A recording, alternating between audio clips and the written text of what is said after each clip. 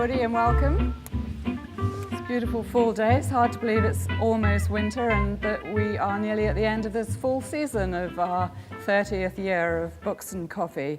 Thank you all for coming, especially those of you who have traveled some way to be here, including some very old friends of our speaker today.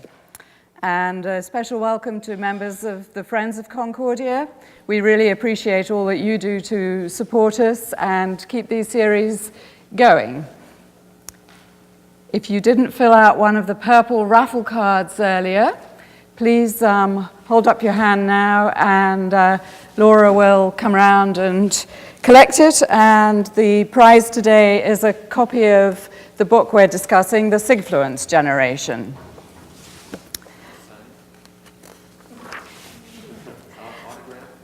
A signed copy. That's right, personally inscribed. And today's speaker is right at home on our campus. I'm very pleased that he agreed to take the time away from his classroom to discuss his latest book with an audience from the community. Dr. John Loase has been professor of mathematics at Concordia College since 2002. And he has the knack, so his students tell me, of making math fun. As well as his legendary teaching, he coaches the students' math modeling team. They frequently outperform teams from Harvard, Stanford, MIT in national competitions. Prior to joining the Concordia faculty, John was professor of mathematics at Westchester Community College, where he won the SUNY Chancellor's Award for Excellence in Teaching, among many other distinctions over the course of his career. He's also an adjunct professor at Iona College. And earlier on in his career, John had experience in secondary education, working both as a guidance counselor and math teacher. So Professor Loase holds the only joint doctorate in mathematics and psychology ever awarded by Columbia University Teachers College.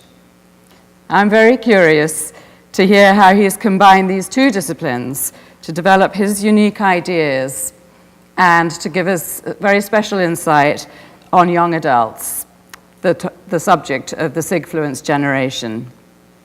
He's conducted a lot of groundbreaking research and has vast experience of young people and their potential.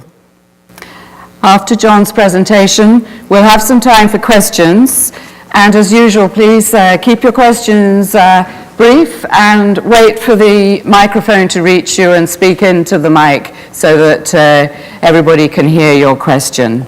And thank you very much, John, for taking the time to be with us today.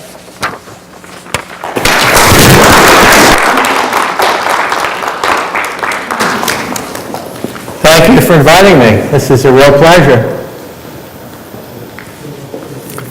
I'd like to start the program by asking you to think about the person who had the most significant, long-term, positive impact upon your life. Outside of family. You're allowed 2 or 3 if you wish. I'll give you a minute.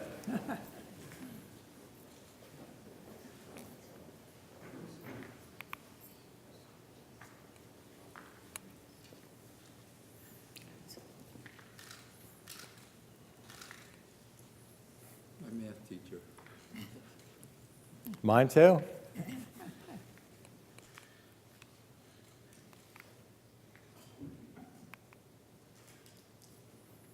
Einstein didn't want to write an autobiography because he didn't think that the people he would cite in January would be the same people he'd cite in February. Psychologically, what he was saying was, memory is unreliable, and over time, our perceptions change. But I had no problem at all, because my 2 Sigfluencers hold up over 30 years. I look back, little John Loase, terrible student. I shouldn't say this to my students, but hey, we're in college, this is honesty. I didn't think I had aptitude in anything. And then comes ninth grade. Mary O'Connor Reynolds is a beautiful, beautiful girl.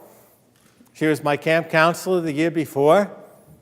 I did all my homework. In January, she gave me a wedding gift. She said, "John, I'm giving you 100. Then she left. Lou Rotundo comes in, and Lou is the chair of math at Westchester Community College today. I think he's the best calculus professor in the country. I got the highest grade in the school on the final. I had no idea I was good in math. And then, 30 years later, I'm basically directing a National Science Foundation grant where I'm directing the 4 leaders in the United States in mathematical modeling, only in America. And I use the servant leader model. Let me help you help the students in the country. The people on the panel were the founder of the environmental mathematics movement, the founder of the International Conference on Mathematical Modeling, and the founder of the contest in mathematical modeling for the world. It all goes back to ninth grade. Then, my next Sigfluencer was Viktor Frankl, great hero, one of the great heroes of the 20th century. If you only have one book to read, read Man's Search for Meaning. If you have 2 books to read my book as well. 20 years later, this poor kid from Mount Vernon is giving a talk at Harvard's International Conference on Thinking. I can't believe it. But Viktor Frankl was instrumental. Now, this isn't planned, but Sigfluence is serendipitous. Bob Meyer's here. Bob, stand up for a second.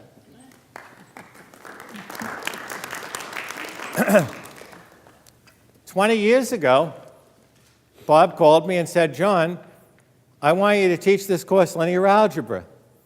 It's a killer course. Many people end up changing their major from math to business because of linear algebra." So anyway, I said, "Bob, thank you. It's an honor that you asked. I can't." Gretchen stopped me mid-sentence and said, "You'll love Bob Meyer. You'll love the guy. You got it." All right. I love the guy. I taught the course. I took the kids to Yankee Stadium the last class. We were so bonded. Johannes was a missionary in Africa taking linear algebra. I said, "You're a real idealist." He said, "How do you know, Professor?" I said, "Well, this is totally useless. It's all abstract philosophy. It's not going to help you as a missionary in Africa." He's one of the leaders in the Lutheran Church today in mission work. What a class. 15 years go by. I call Bob Meyer and I say, "Hey, Bob, I think I'd like to teach at Concordia. Are there any openings?" Now, Bob never told me what transpired, but I think he got V.G. George by the neck and said, "You got to get this guy here."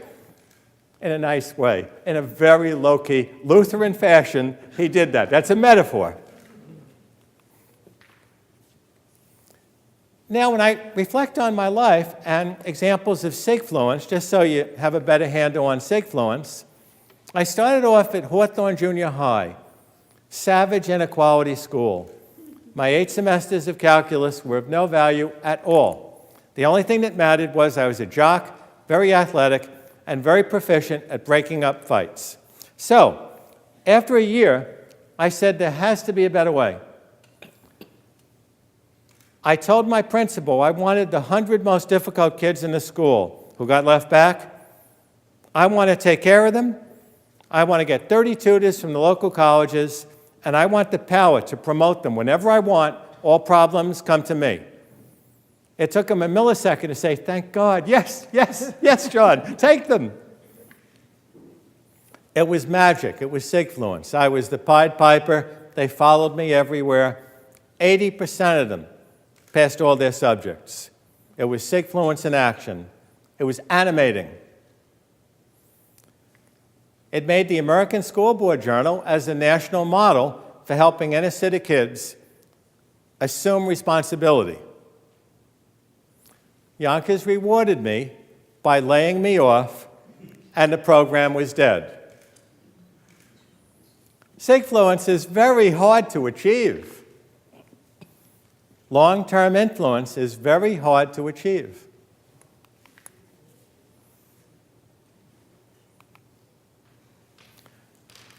I went to Horace Mann. Could have stayed there forever because I had a 90-mile-an-hour fastball and the headmaster was the baseball coach. But I said, no, back to Yonkers High. I love those poor kids. So anyway, went back to Yonkers High School, found 93% of my kids flunked out who had been successful with my innovation. John, take a step back because you'll go off the camera. So, Sigfluence is very hard to achieve. But looking back on those 7 years, Barbara, do you remember Sabrina? Sabrina was told, the counselor told me, just let Sabrina go. We lose half our kids. She's the most vile in the school. She's savage. I decide for myself who's savage. Sabrina, what courses would you like for next year? I don't want no freaking courses from you, Loase.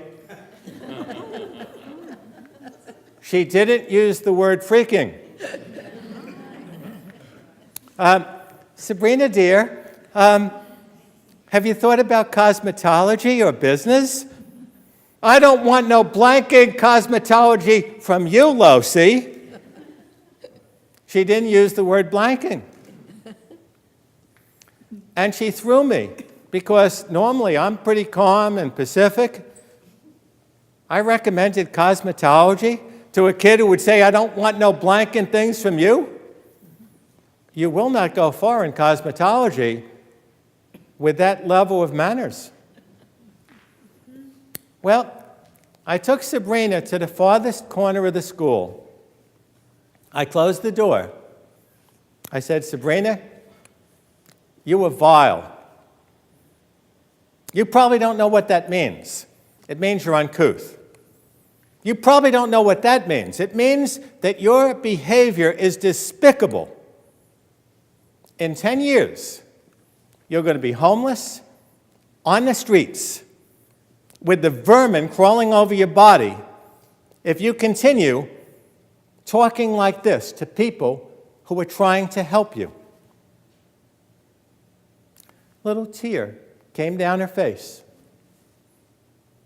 A month later, she was on the honor roll. That's Sigfluence.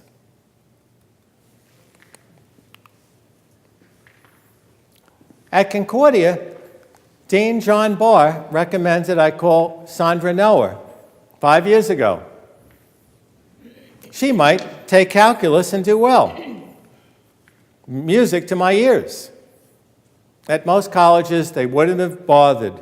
At Cornell, you get 700 SATs, you flunk them out, and then they come to Westchester Community College. Here, we had a kid with a 540 SAT. After 3 years, she tied Cornell and MIT in the math modeling contest, and she's teaching math today. That's Sigfluence. I have a test for you. Okay, who invented the word? Right? Got to raise your hands. How many people vote for A? Sigmund Freud. Nobody? John Loase? Okay. Who's too tired to raise their hands? Caught you? That's a contradiction. That's a paradox. That's a very, very, very important mathematical paradox.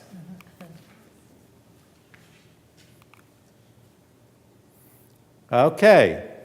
Read that. Okay. How many people vote for A? New York Times. How many people vote for B? Donald Trump. You've got to call Donald Trump and say his next reality show has got to be a Sigfluence show. He's losing his compass.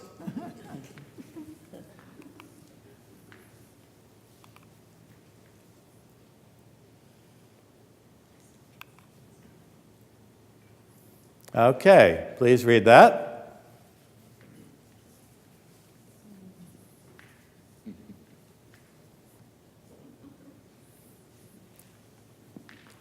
Okay, how many people vote for A? Greedy money grubbers. you have kids in college. The Sigfluence generation. Yes, I think so.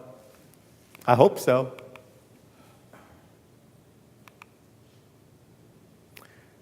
Okay.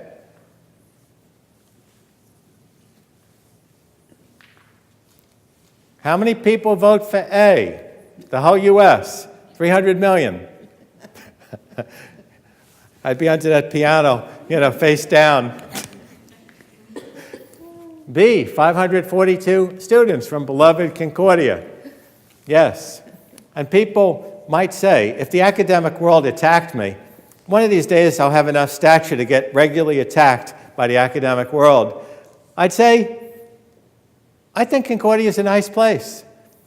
Why not bias the sample toward nice people?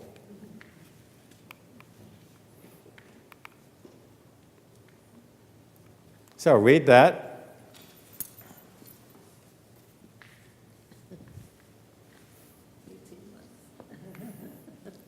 How many people vote for 18 hours? 18 hours, just to be different. Contrarian. 18 months. 18 months it is. Now, how did I analyze the data? A or B?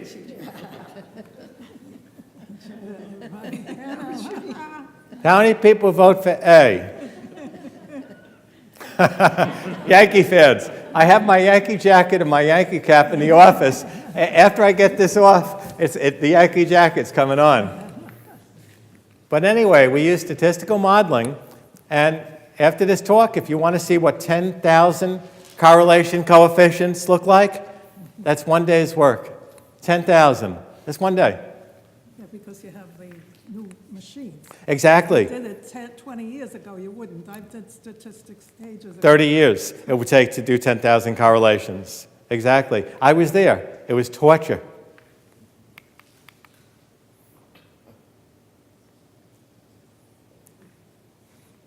How many people vote for A?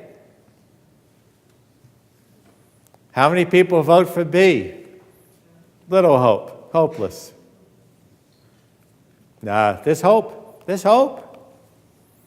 Okay, gender differences. Women versus men. How many people think it's true? How many people think it's false? It's true. Bob, we need help from the women. They have to help us see a need for Sigfluence. The women have to help us find our potential for Sigfluence. The women have to mentor us in this dimension. Arthur Miller's Death of a Salesman was just as popular in communist China as it was in Manhattan. It appears to be a universal phenomenon.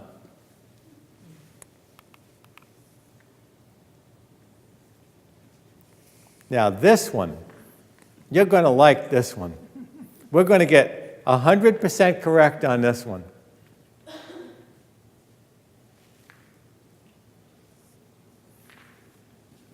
Who votes for A?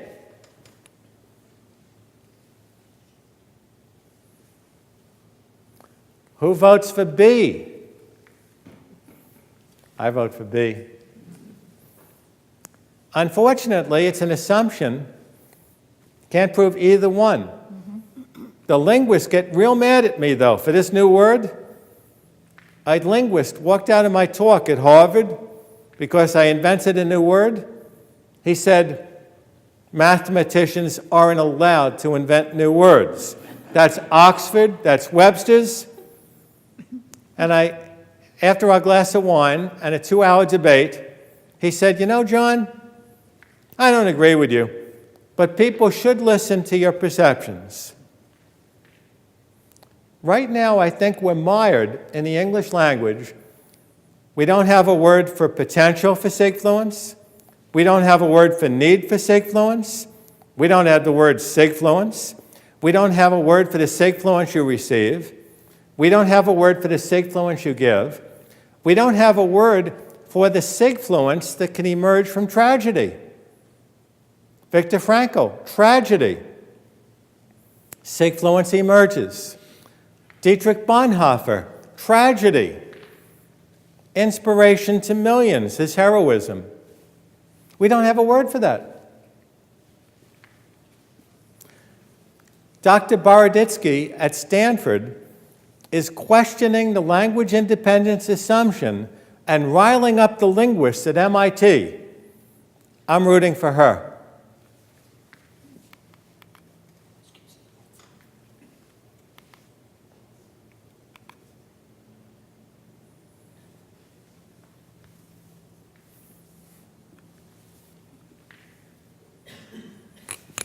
How many people vote for A? Boy, talk about being with like-minded people. How many people vote for B? Psychology has to rewrite the textbooks. I just gave my daughter and son a complete career, interest, personality inventory. Helping, an interest to helping others. I explained to them, psychology doesn't have a clue. We all have a fundamental need to help others, but psychology is imprisoned in concepts that are 50 or 60 years old, and you have to wait for every college professor to die before you get a new idea accepted.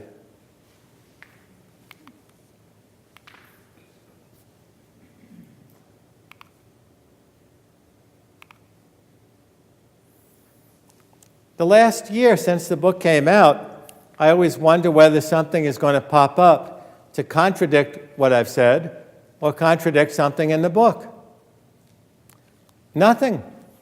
There's nothing that I found in the last year to in any way contradict or in any way mitigate against the positions I've taken in the book.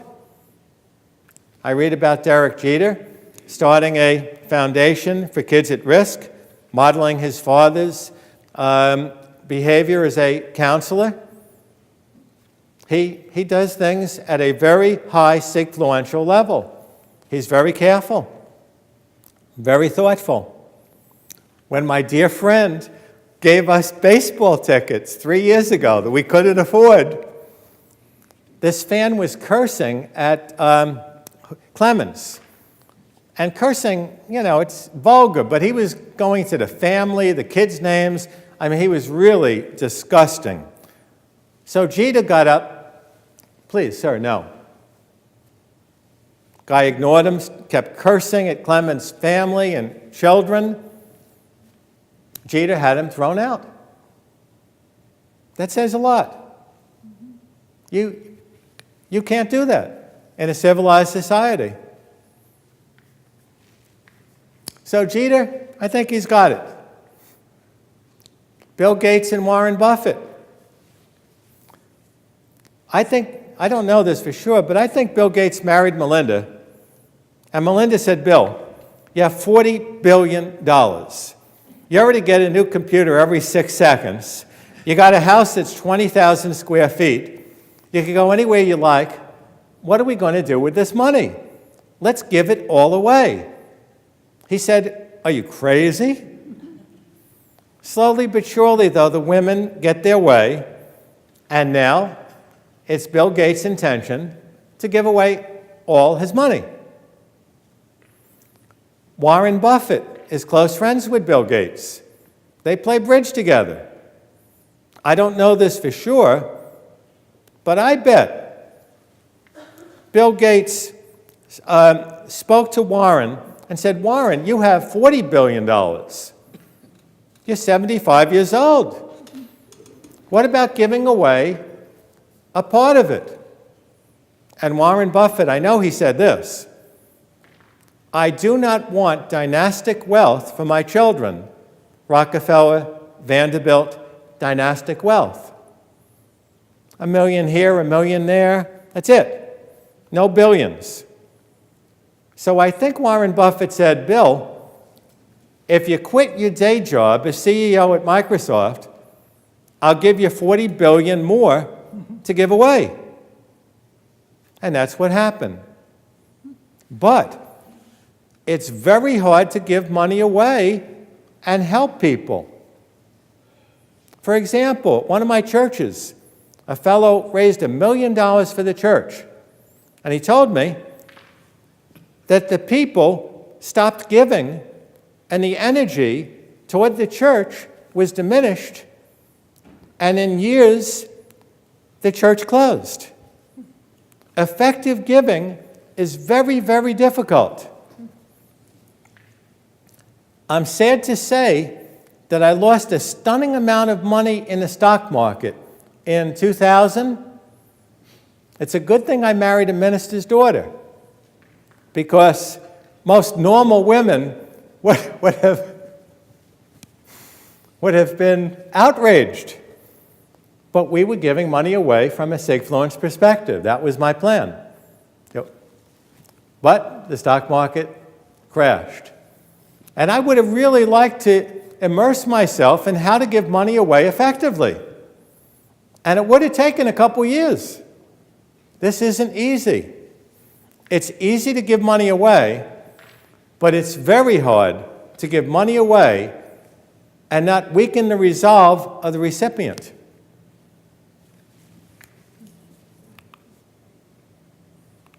Now, we're going to give you homework.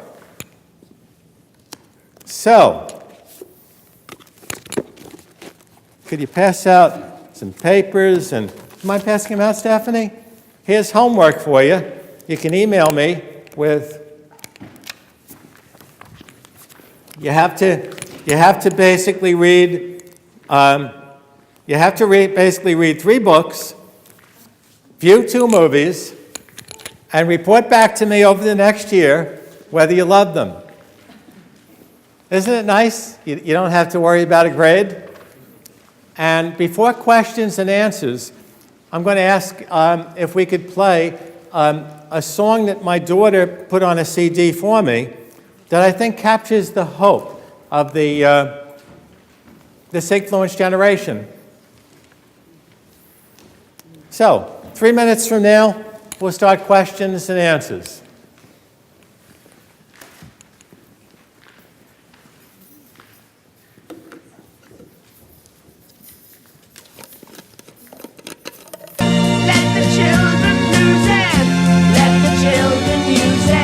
Let all the children boogie.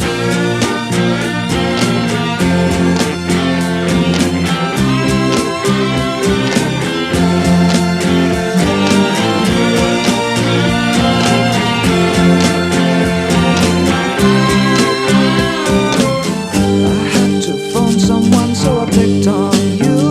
Oh, oh, hey, that's far out, so you heard him too. Oh, oh, switch on the TV, we may pick him up on channel 2. Look out your window, I can see his light. If we can sparkle, he may land tonight. Don't tell your papa, or he'll get us locked up in fights. There's a starman waiting in the sky. He'd like to come and meet us, but he thinks he'd blow our minds. There's a starman waiting in the sky. He's told us not to blow it, 'cause he knows it's all worthwhile. He told me, let the children lose it, let the children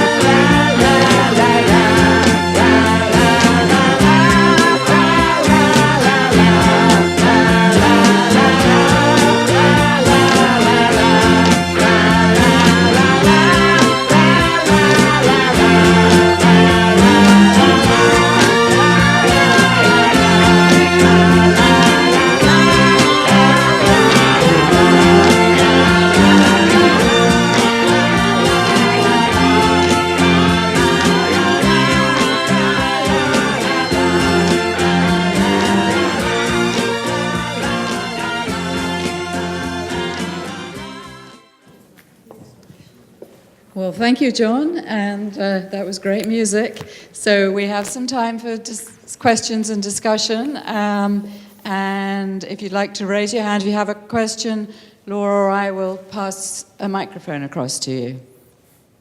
One question starting here. What is your feeling about the charter school system that's growing up along the country? Is that an example of Sigfluence? What a great question. We went to Harlem Promise Academy. Professor, stand up. Melvin Butts and I have made about 1,000 phone calls, and as a result, we've gotten into 6 schools to give a presentation, a seminar, how to excel in school. We went to Harlem Promise Academy last year. It was so wonderful that Jerome Burgess, our student council president, didn't go to medical school. He's going into teaching. Jeffrey Canada's program is so wonderful.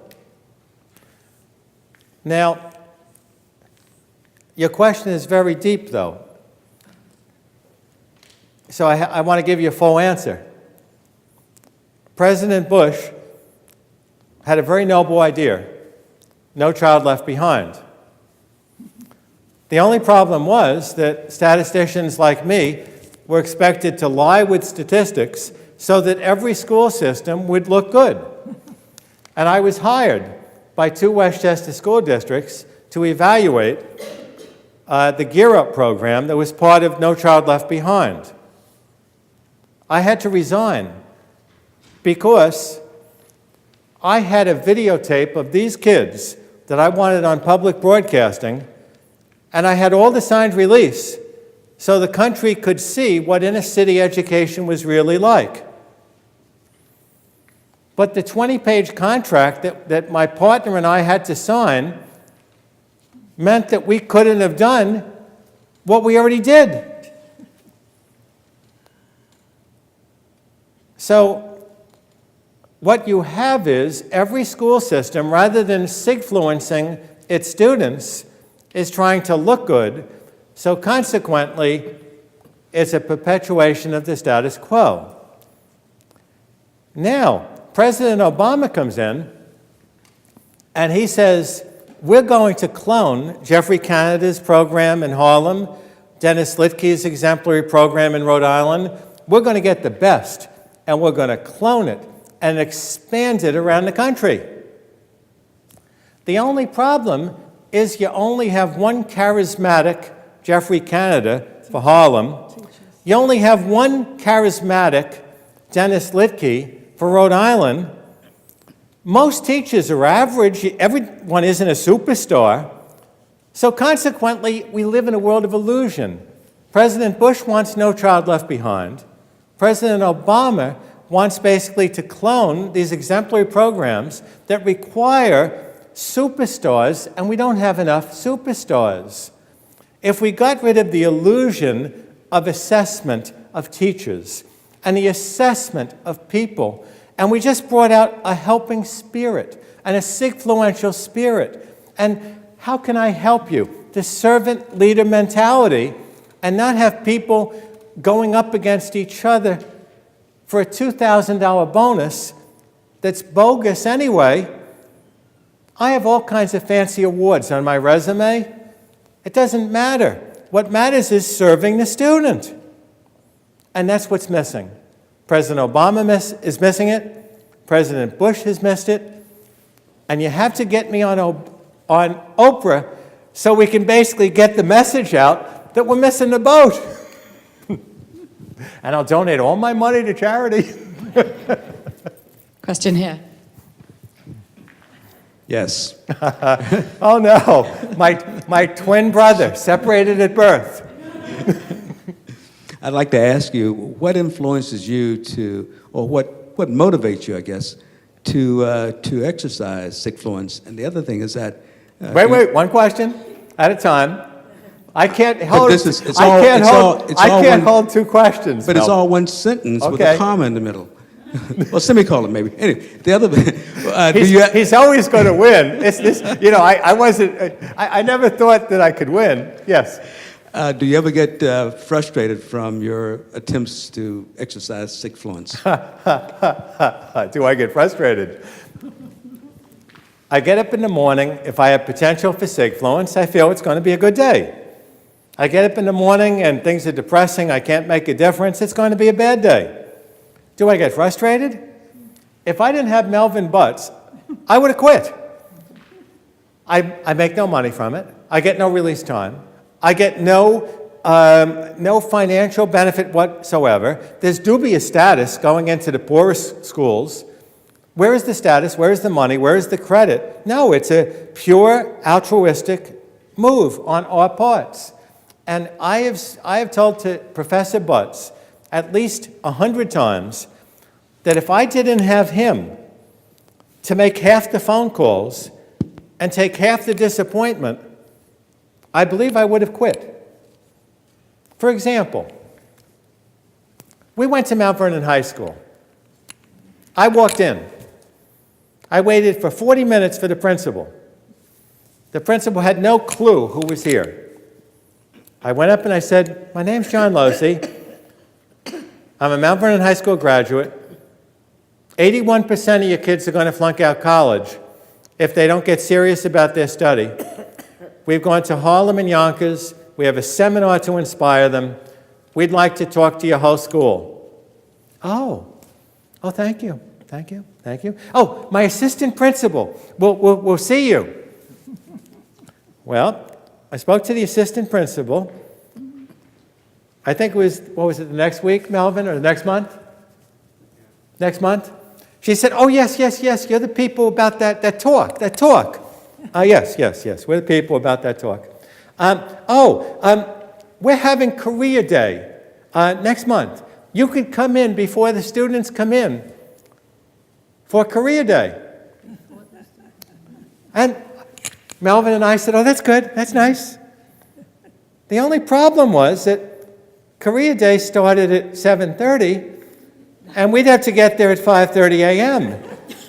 And we just didn't think attendance would be very good. So, is it frustrating? Yes, you have to be an obsessive. You have to be an obsessive in order to persevere. There's no money, there's no status. To achieve Sigfluence, you have to work at it. Yes. I'd like to know what a synonym for Sigfluence is. Can you give me one or two other words? A synonym for Sigfluence would be Sigfluence. Well, I can't give you. You see, if I gave you a synonym, it would be an aberration. Influence. Oh, that's a synonym. Under the influence of alcohol, or mentorship. That's a synonym, but that is only a very tiny dimension of Sigfluence. That's only with respect to career. So I learned back in 8th grade that no two words in the English language as synonyms have precisely the same meaning. Bill Buckley probably knew 20 synonyms for shy, and he knew the distinction.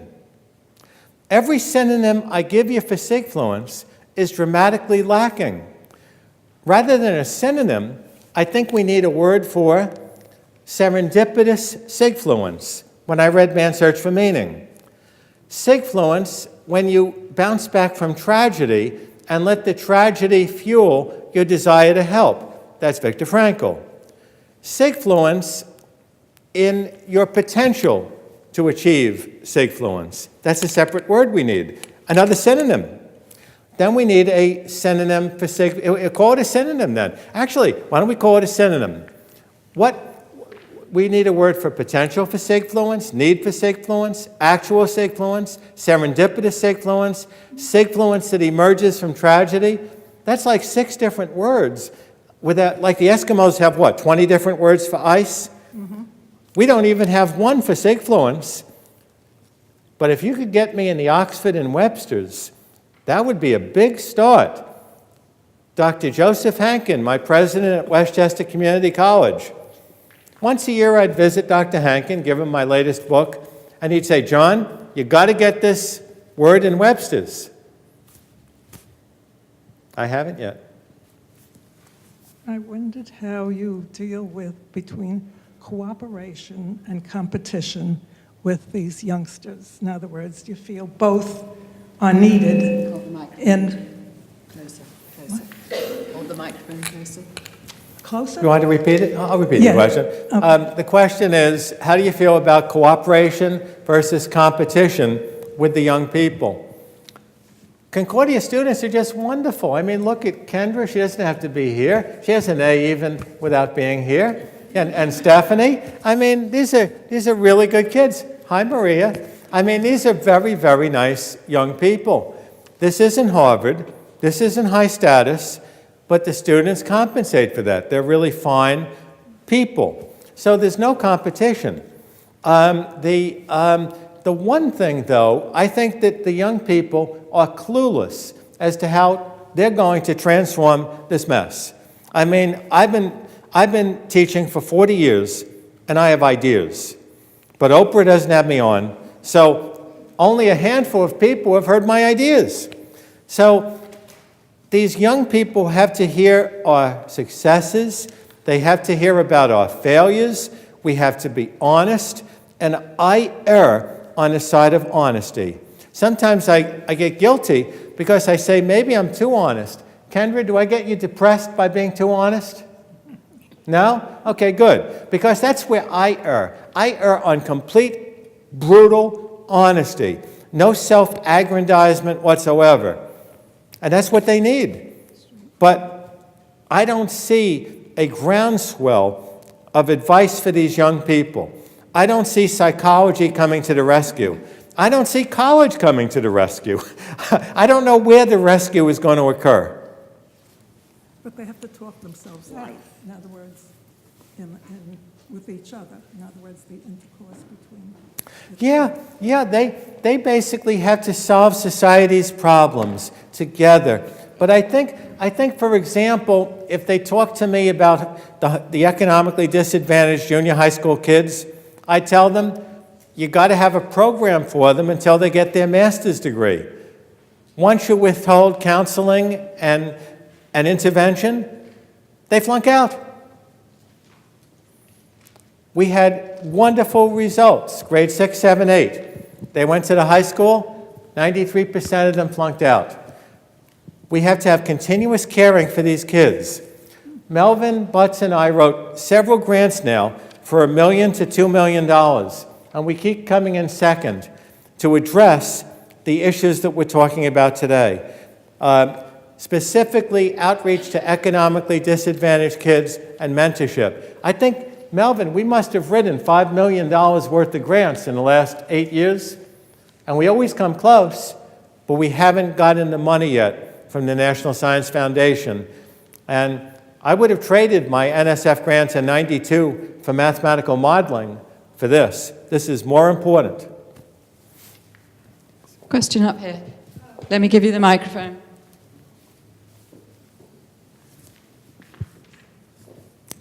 Thank you.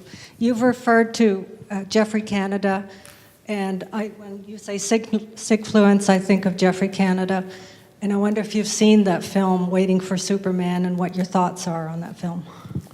Oh, it's just wonderful. I think Jeffrey Canada is a national hero, a national treasure. I told my daughter that's the most important activity in the country right now, the success of his school, and I volunteered to help for free. In other words, when I went down there, I basically gave them an hour and a half How to Excel seminar, free of charge. And by the way, if any of you wish, just email me. I'll email you my PowerPoint, How to Excel in College, and I'd be delighted if you gave it in a high school, particularly economically disadvantaged high schools. But I have to be honest with you, I called Jeffrey Canada several times to tell him that I'd like to help him with his assessment. I have fancy mathematics credentials, I'm a permanently certified psychologist, and I'm a permanently certified counselor. He has not yet returned my phone calls. He's jealous. Is this from Yonkers? Where is this? I'm the one who's jealous. He's got the documentary. He doesn't want competition. You know, I don't know. All I know is right now, I'm rooting for that man. I'm rooting for the Yankees, and I'm rooting for Jeffrey Canada, and I'm rooting for the Rangers. Not necessarily in that order. We have time for one more question. Do we have any other questions? We haven't heard from this side of the house. Get 5 more questions. Come on. Over here. I only do this once every 26 years, so have another 5 questions. I noticed, can you hear me? Does that, yeah, okay. I noticed at the beginning it was the person who influenced you other than friends and family. But then as I listened to your talk, I'm the mother of 6 children, I listened and I thought so much about how Sigfluence feels like the kind of job I'm trying to do to my children. So, what is the difference between being the mother and trying to influence your child and being a Sigfluencer? There's no difference at all. The mother, the parent, the father are the key Sigfluencers, and they're the stars.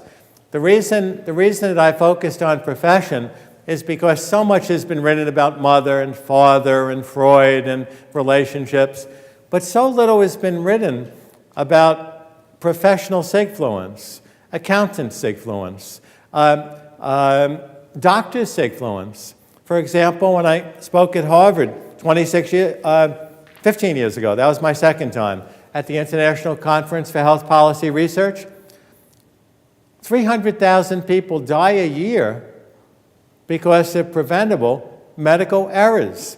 Where's the Sigfluence there?